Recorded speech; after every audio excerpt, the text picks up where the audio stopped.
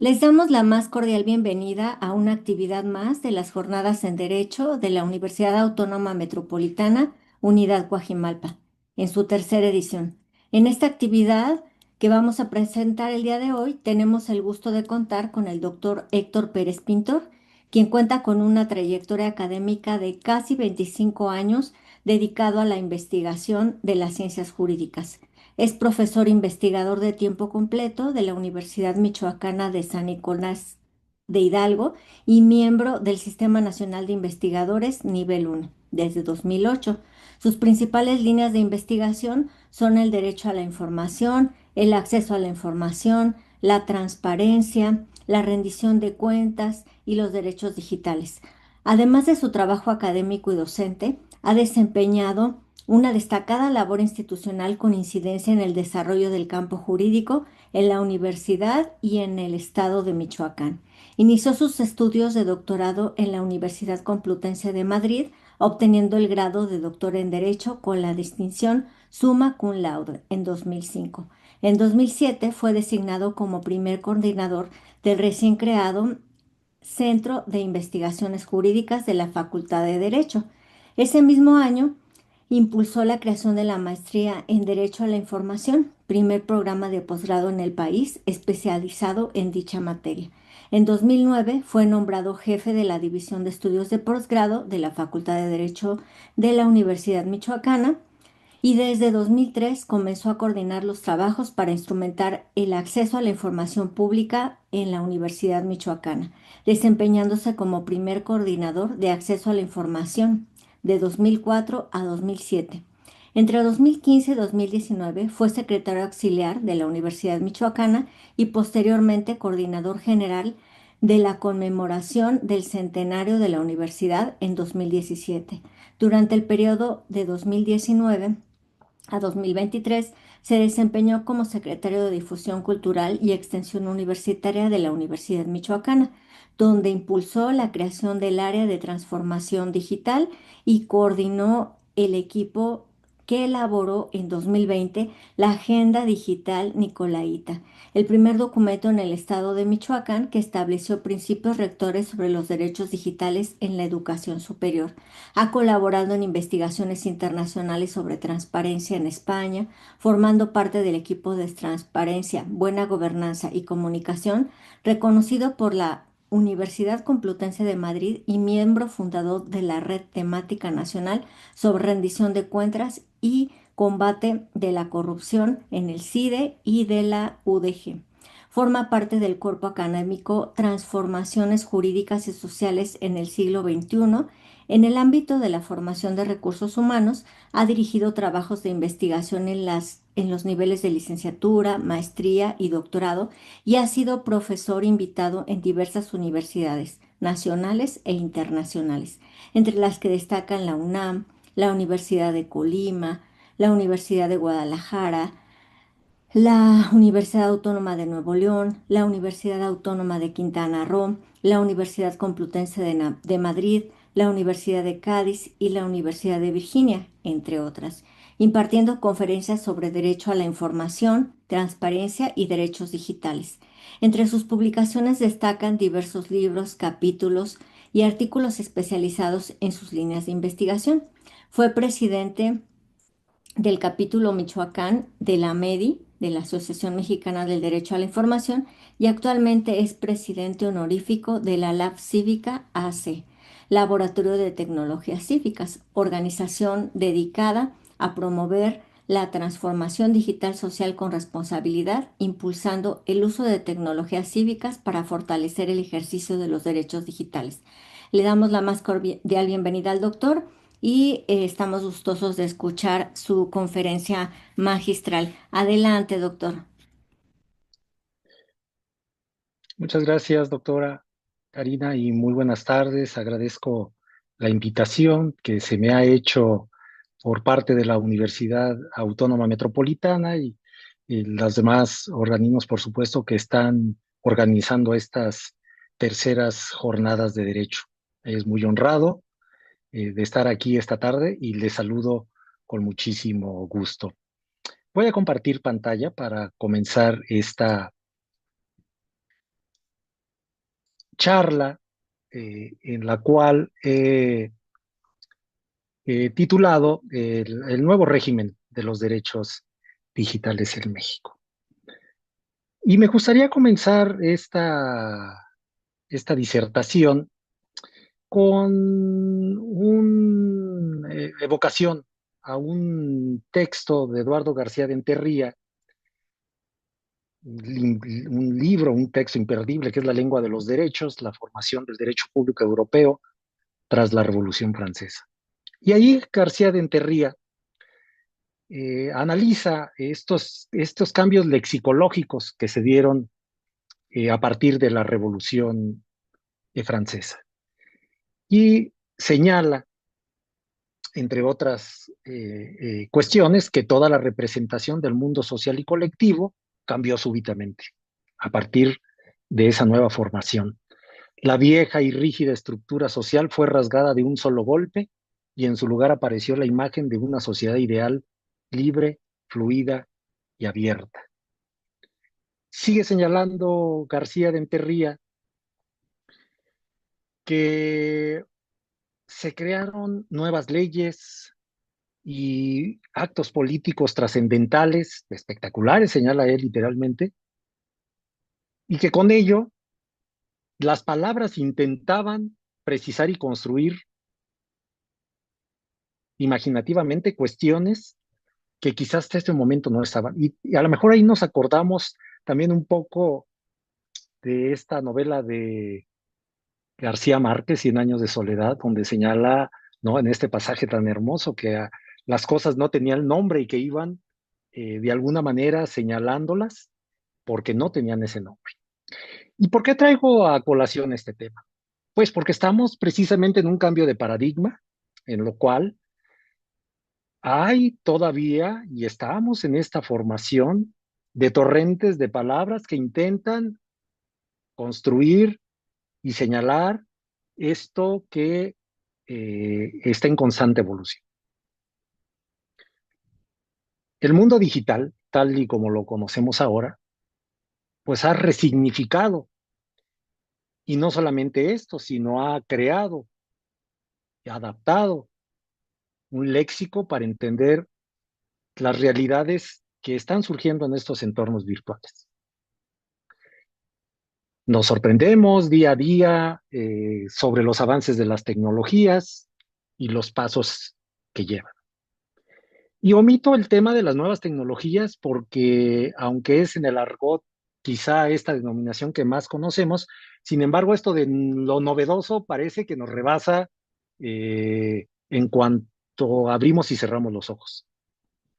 Lo que sí es importante señalar que se ha creado un ecosistema digital a partir de este tipo de tecnología que se ha insertado básicamente en todos los ámbitos de la vida humana, en el hogar, en la economía, en la salud, en la cultura y claro está, en el derecho. Y como lo he señalado, parafraseando a García de Enterría, en los derechos, es decir, en la lengua de los derechos.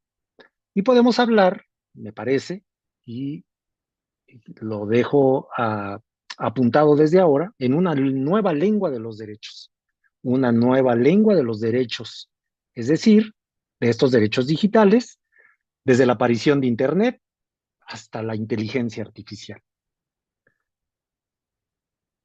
Y es también importante traer ahora referencia, ya que vamos a empezar a hablar de los derechos, si los derechos digitales son derechos fundamentales, si todos los derechos digitales son derechos humanos, recordar esta concepción del garantista Luigi Ferrajoli en su texto Derechos y Garantías, la ley del más débil, en donde señala qué son los derechos fundamentales. Y los derechos fundamentales los relaciona con los derechos subjetivos. Y los derechos subjetivos establece que son todos los que corresponden universalmente a los seres humanos.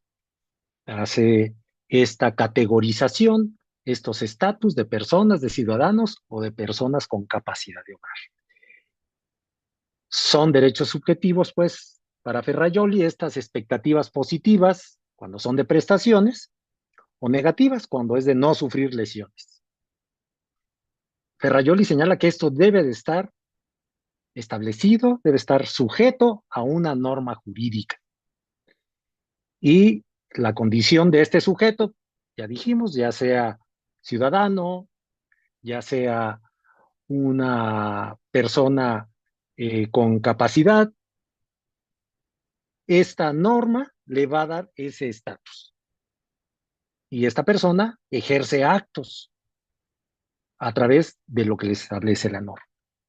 Entonces aquí es importante ponernos a pensar el tema de si estos derechos que vamos a empezar a desglosar, los podemos entender como derechos fundamentales. Si estos derechos ya en el ámbito, en los entornos digitales, son derechos subjetivos. Si todos ellos, si algunos de ellos, cuáles, lo iremos viendo.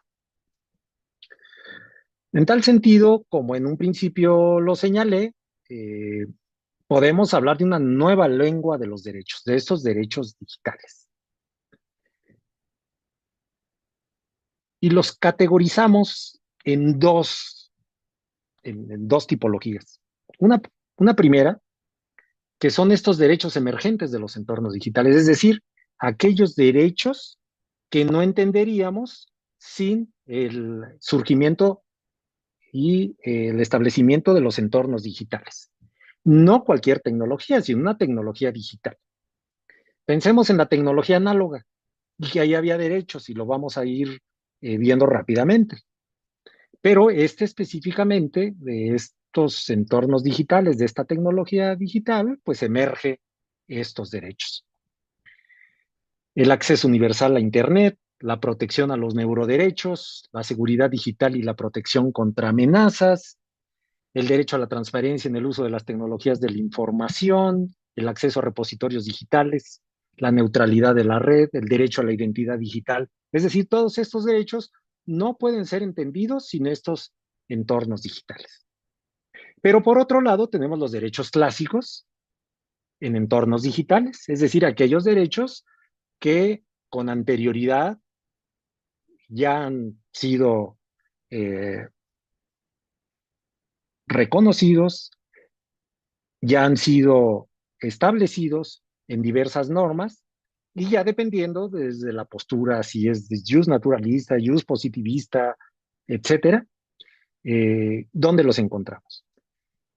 Pero derechos tan clásicos como la libertad de expresión, como la protección de datos personales, como los derechos de autor, como el derecho a la información, el acceso a la misma, el derecho a la intimidad y a la privacidad, que si bien son anteriores a los entornos digitales, a la tecnología digital, sin embargo, con el uso y el desarrollo de estas capacidades digitales, exponencialmente también se encuentran inmersos en todo este ámbito. Y entonces, esta lexicología jurídica, esta tipología de derechos, ya sean emergentes, ya sean clásicos, y como lo hemos venido comentando, pues tenemos esta nueva lengua de los derechos. También en esta asociación, de alguna manera, esta concepción filosófica, jurídica de las generaciones de derechos, y desde aquí quiero precisar que no en todo el mundo está ni arraigada ni aceptada, pero pedagógicamente nos ayuda, ¿no? Nos ha ayudado a encuadrar, a enmarcar esta evolución de los derechos. Y en esta cuarta generación de derechos fundamentales, pues tienen características, y son características de la tecnología. Son derechos globalizadores, la conectividad de Internet, y sabemos que esta conectividad, por la misma naturaleza del Internet, no tiene fronteras, o casi no tiene fronteras, digamos. Hay una evolución constante en los mismos. La tecnología avanza, hay nuevas necesidades y claro que surgen nuevos derechos. Hay extensión de los derechos existentes, ya lo señalé, de estos derechos clásicos. se redefinen, se adaptan la expresión o la privacidad a este contexto digital. Para que sean efectivos depende de una cooperación que se da entre diferentes actores. Hay una, o debería haber una sinergia entre gobiernos, empresas tecnológicas, organizaciones de la sociedad civil y las personas, los quienes usan esta tecnología. Y hay que reconocer que es un nuevo paradigma en cuanto a la dignidad humana en esta era digital y tecnológica, porque como todos los derechos, tienen este gran cobijo, tienen esta gran aspiración que es esta protección de la dignidad humana. En materia de los derechos de cuarta generación, de estos derechos fundamentales y específicamente los derechos digitales, también deberían, por sobre todo, buscar el respeto a la dignidad humana. Y esto, por supuesto, que nos representa un gran desafío en estos momentos por la misma tecnología. Veamos ahora cómo en diferentes áreas del derecho encontramos esta nueva lengua de los derechos. Y esta nueva lengua de los derechos que se traduce ya específicamente en estos derechos digitales. Así, en el derecho informático y de la propiedad intelectual, pues encontramos términos que antes nos parecían impensables que el derecho los pudiera acoger, como son el algoritmo, blockchain, las criptomonedas, los ciberdelitos, los contratos inteligentes, doxing, la firma avanzada, el phishing. En cuanto a privacidad y protección de datos, el derecho al olvido sobre todo en la red, la portabilidad de los datos, la responsable del tratamiento de datos personales, la violación de la seguridad de los datos que se da a través de estos entornos o se puede dar. También encontramos otros términos que son muy familiares, pero que tienen sus características. Sería muy complicado ahora en esta conferencia, que es de manera general, ir detallando cada uno de ellos. Esperemos que haya una posibilidad específica. Ciberseguridad, jurisdicción digital, neutralidad de la red, los peritos informáticos. Hemos escuchado inclusive términos en nuestros mismos órganos jurisdiccionales, como la Suprema Corte de Justicia de la Nación, quien ha escuchado, ¿no? De la justicia digital. Y por supuesto, en el ámbito de los delitos, y dos delitos específicos contra la propiedad y el patrimonio, el ransomware, el fraude informático, el robo de identidad, carding, estos otros delitos contra la privacidad y la intimidad, como es el doxing, la revelación de secretos, spyware, acceso ilícito a sistemas informáticos, el ciberacoso, los ciberbullying, sextorsión, ciberhate, el malware, sabotaje informático, ataques a la denegación del servicio, la pornografía infantil, piratería informática, es decir, todo esto que con el avance de la tecnología, lamentablemente también encontramos toda esta terminología que se ha venido acuñando. De tal forma que a nivel mundial tenemos esfuerzos que se han venido realizando para establecer esta nueva lengua de los derechos. La tecnología va más rápido, la tecnología avanza a pasos agigantados y el derecho, como sabemos, a veces no es con la velocidad que se quisiera.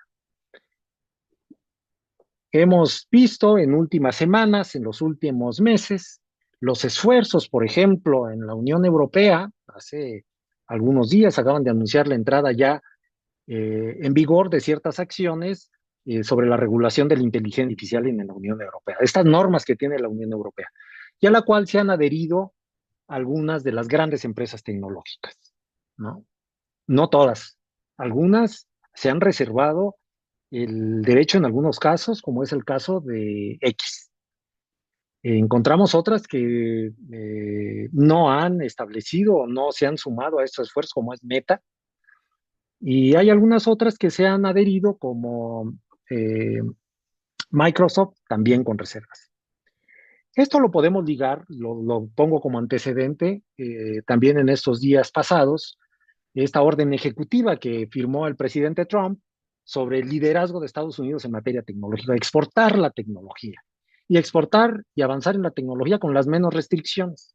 Entonces, por un lado, tenemos a nivel mundial los dos grandes gigantes tecnológicos, y hablo de la tecnología porque esto incide en el derecho, es decir, toda esa nueva lengua de los derechos digitales, de estos derechos en estas tecnologías, pues por supuesto que son o que van de la mano con todos esos avances tecnológicos de estas grandes corporaciones.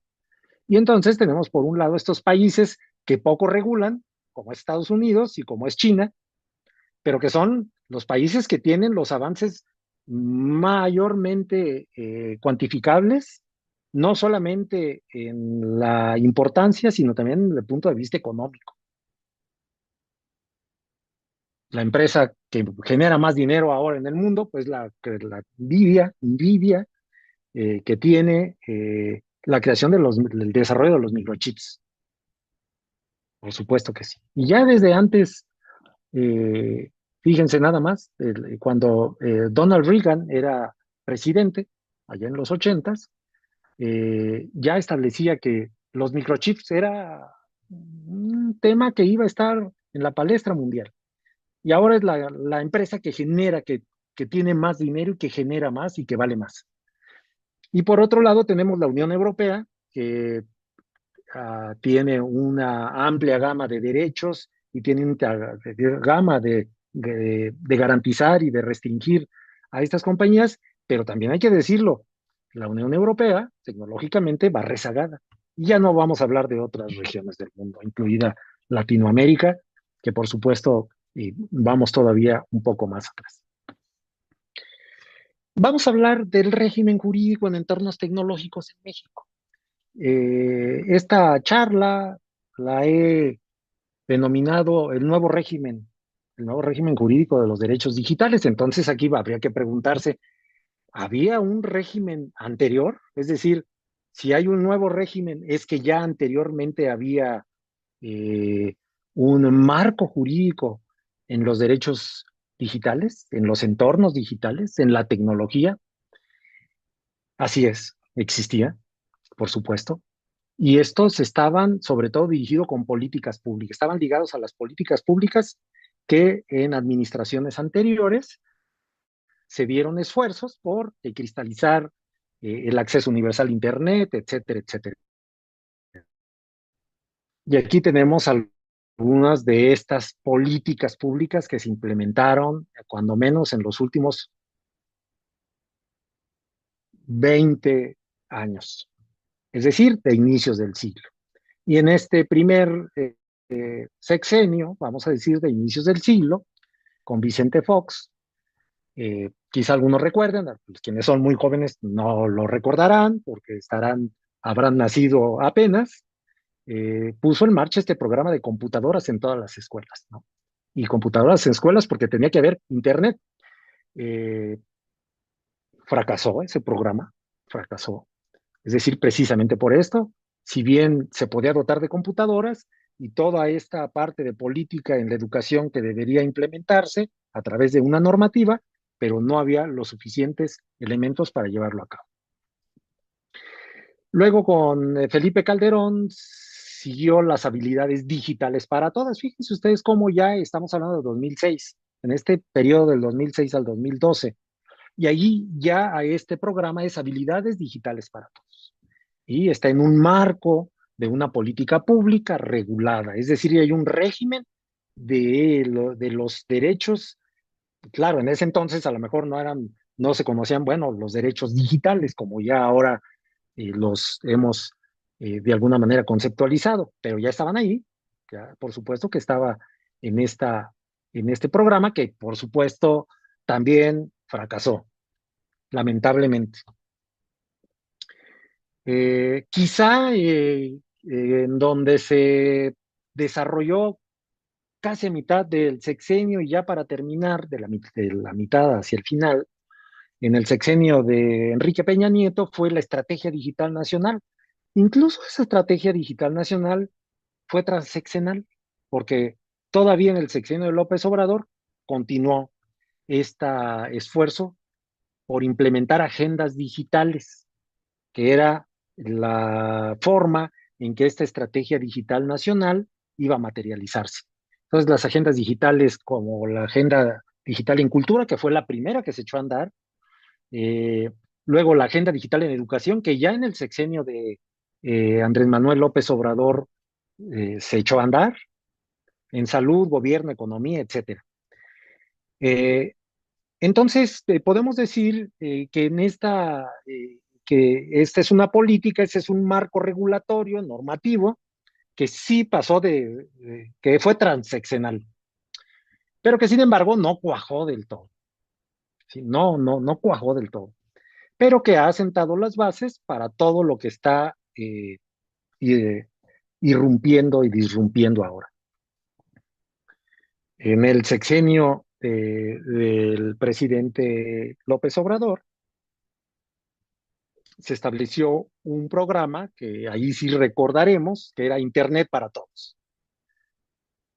Una cobertura universal a través primero se pensó en la Comisión Federal de Electricidad y luego en otras empresas y un marco regulatorio jurídico, pero que al final tampoco cuajó. Es decir, había toda esta expectativa porque ya venían caminando la estrategia digital nacional, se estaban las condiciones tecnológicas, pero no cuajó.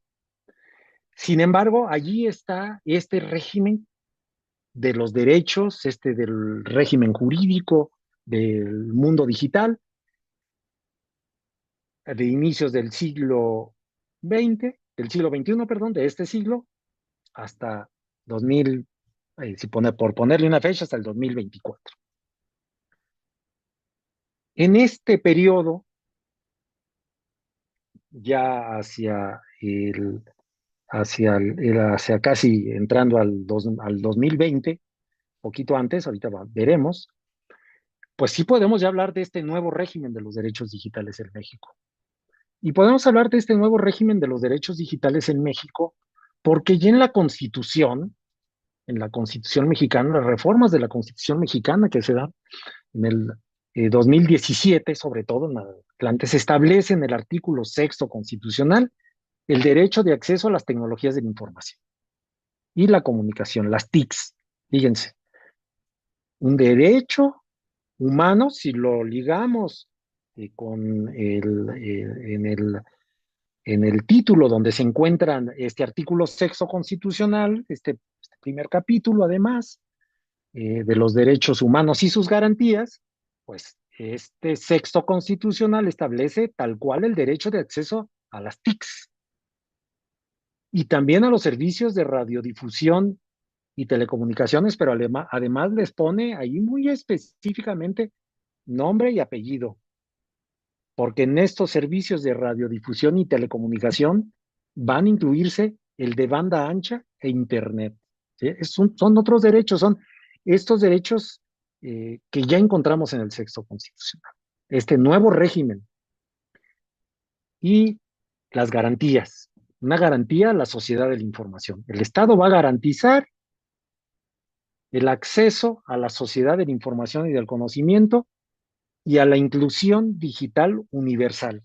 Entonces estamos hablando ya de este régimen de derechos digitales a partir de la Constitución y que va a irradiar a diversas normas, entre ellas la Ley Federal de Telecomunicaciones y Radiodifusión, que ha sido materia de reformas en estos últimos meses.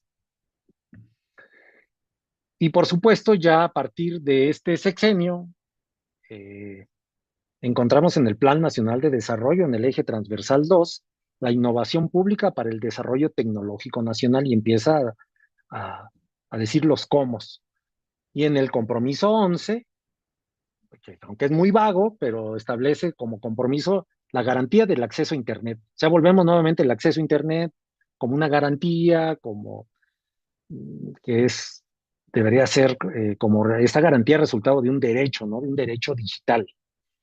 Eh, Hemos visto en las reformas a la ley de la Administración Pública Federal, ahora la creación de la Agencia de Transformación Digital y Telecomunicaciones. Como hemos visto, esta super agencia que tiene, cuando uno lee detalladamente en la Ley de la Administración Pública Federal, sus atribuciones, es una secretaría realmente, con el nombre de agencia, pero tiene todas las atribuciones, facultades de una secretaría, tiene ese rango. Eh, y en esta agencia de transformación y digital y telecomunicaciones, pues hay una serie de políticas, de regulaciones que no han estado lejos de ciertas turbulencias. Ustedes recordarán cuando se aprobaron todo este paquete de reformas, la Ley Federal de Telecomunicaciones, la Ley del Sistema Nacional de Investigación e Inteligencia, la Ley para eliminar los trámites burocráticos, la Ley de Seguridad Pública, una serie de la Ley General de Población, toda una serie de reformas que se hicieron y que van los temas digitales. Se señalaba que o se ha señalado que esta ley del Sistema Nacional de Investigación e Inteligencia pudiera llegar a ser invasiva en la privacidad, es decir, en un derecho digital, porque no es la privacidad básicamente, vamos a decir, en el mundo físico, es más allá del mundo físico, es en ese mundo digital. Ese es, ese es lo que voces han venido señalando que pudiera ser el motivo de estas transgresiones a raíz de las reformas que se dan. Y pues esto nos denota este ámbito digital, estos derechos digitales que están ahí. Eso, esta lexicología, esta nueva lengua de los derechos en el ámbito digital. Entonces, sí es muy importante cómo a nivel mundial ha cambiado. Nuestro país tuvo una primera etapa, vamos a decirlo, de inicio del siglo, y estamos en esta segunda etapa ya de los derechos y las garantías de los derechos digitales que se dan precisamente en estos entornos. De tal manera, pues, que nos encontramos ante grandes desafíos.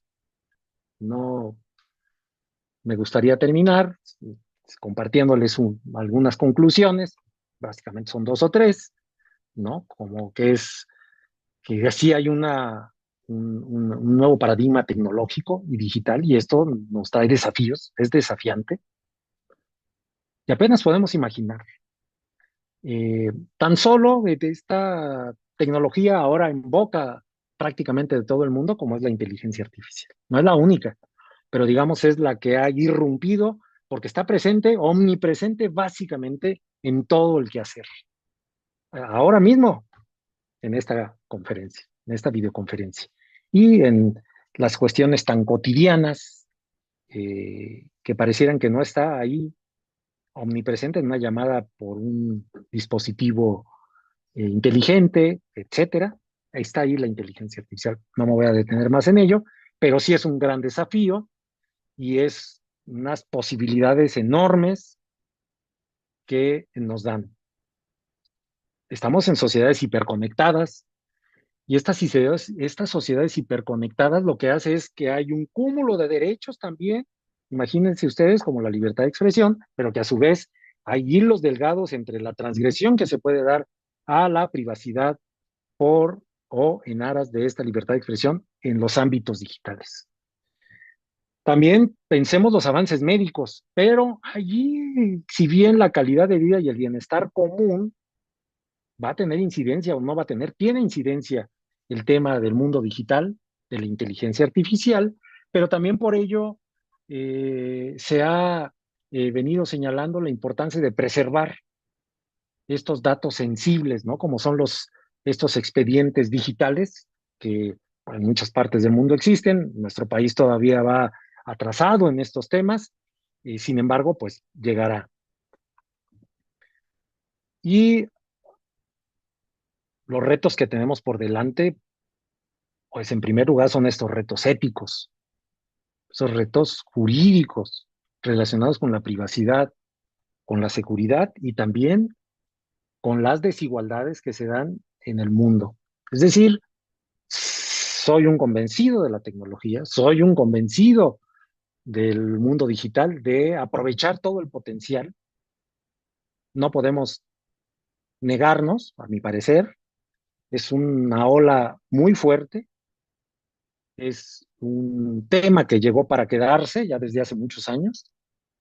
Sin embargo, sí está en nuestras manos poner nuestro granito de arena, sobre todo en el ámbito universitario, en los ámbitos de la educación, el enfrentar éticamente y el usar con esta responsabilidad y a su vez transmitir esta responsabilidad en las comunidades universitarias, y no quedarnos allí, en todas las comunidades, el respeto a los derechos, a la privacidad, seguridad y pues tratar de que este mundo, aunque muchas voces son de alguna manera o están señalando que la tecnología también traerá más desigualdad, pero está también en nuestras manos poder aportar, al menos en nuestras comunidades, que seamos menos desiguales digitalmente.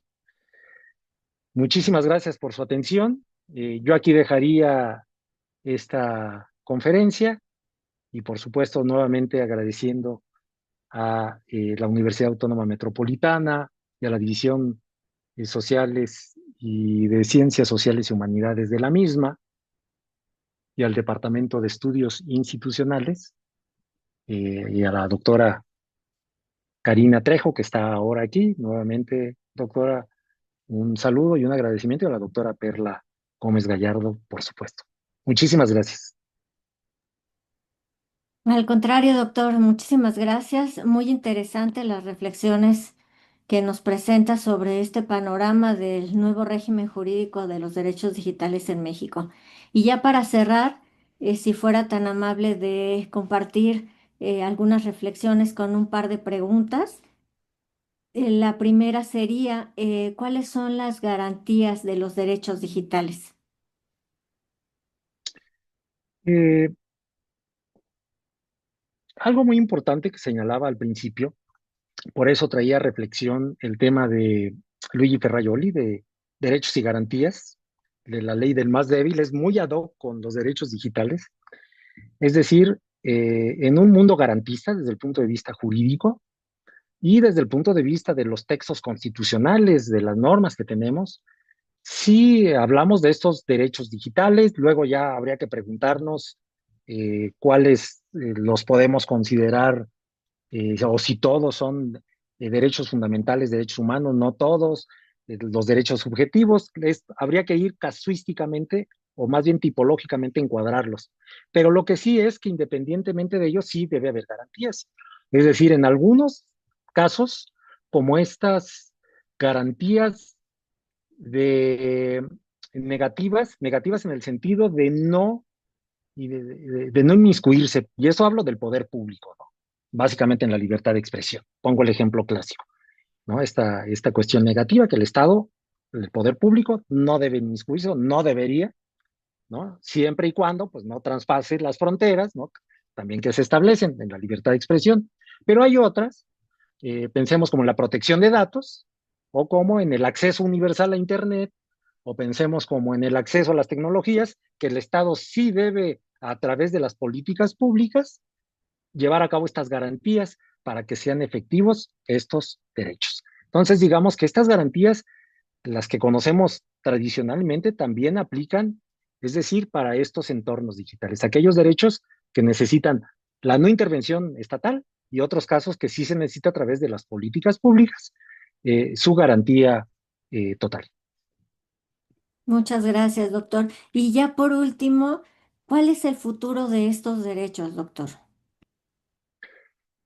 Bueno, pues esa es una pregunta muy interesante porque luego con varios colegas se ha establecido, a ver, los derechos digitales corresponden a una categoría derivada de una tecnología con esta denominación,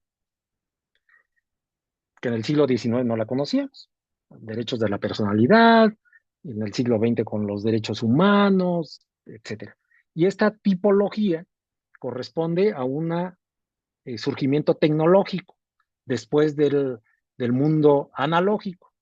Y claro, no decíamos los derechos analógicos, ¿no? En la tecnología, no los decíamos así, no lo construíamos esta nueva lengua de los derechos. Sin embargo, en el futuro muy próximo continuarán, pero yo dejo una reflexión. Si en un futuro más lejano el tipo de tecnología cambia y ahora ya está con una fuerza que se ha pensado que en unos 5 o 6 años estarán ya cuando menos más, un poco más generalizado, el tema de la tecnología cuántica. Y entonces, pues, claro, nos ponemos a pensar a lo mejor muy en el futuro, pues los derechos digitales van a ir feneciendo para dar paso a los derechos en el ámbito cuántico. Pero ese es un futurismo, ¿no? Digamos que es un futurismo, pero que quizá el peligro de adjetivizar a los derechos digitales, es que cuando esta tecnología pues vaya de alguna manera desapareciendo, pues tendrá que emerger otra. Ese es el peligro, pero que sin embargo ahora eh, sí nos resultan muy adecuados a los temas que estamos viviendo ahora. Entonces, el futuro es que seguirán estableciendo mucho más, a mi parecer, a mediano plazo, corto y mediano plazo, con las cuestiones de la inteligencia artificial, ahí los veremos y los grandes desafíos, pero ya en un futuro más lejano, quizás no sobrevivan, pero ya a más lejano plazo. Muchas gracias, doctor. Pues felicitaciones por esta excelente disertación, por todos los puntos que nos deja aquí sobre la mesa para justamente reflexionar y por su postura visionaria, pues de lo que nos espera, obviamente ante estos retos de los derechos digitales en nuestro país.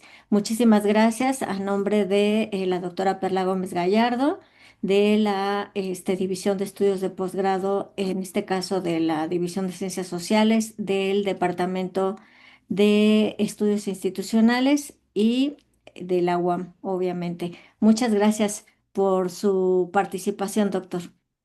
Gracias, doctora, y muy buenas tardes a todas y a todos. Muchas gracias.